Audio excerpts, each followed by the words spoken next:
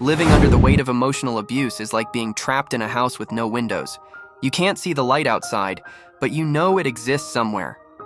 That's how it felt for Sarah and her teenage son, James, dealing with David's constant criticism, manipulation, and explosive outbursts. David wasn't always like this. In the beginning, he tried, he really did.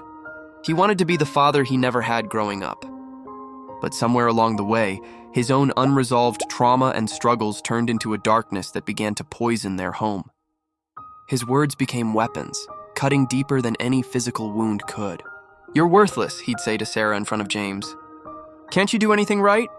He'd snap at their son over the smallest mistakes. The house became a minefield of tension, where mother and son walked on eggshells, never knowing what might trigger the next emotional storm. Sarah would lie awake at night, listening to James cry in his room after another one of his father's verbal assaults. She knew things had to change when she saw her once vibrant teenage son becoming a shadow of himself, shoulders hunched, voice quiet, afraid to even exist in his own home. That's when Sarah made the bravest decision of her life. One Tuesday morning, while David was at work, she and James packed their essential belongings into their car. She left a note, not for reconciliation, but for closure. They drove away from the house that had become their prison, towards an uncertain but hopeful future. Their new apartment was smaller, yes, but it felt infinite in its freedom. For the first time in years, they could breathe. James started smiling again, made new friends at school who actually wanted to come over to their home.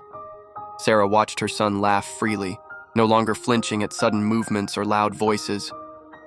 Sometimes healing looks like a small 2-bedroom apartment with mismatched furniture and walls that need painting.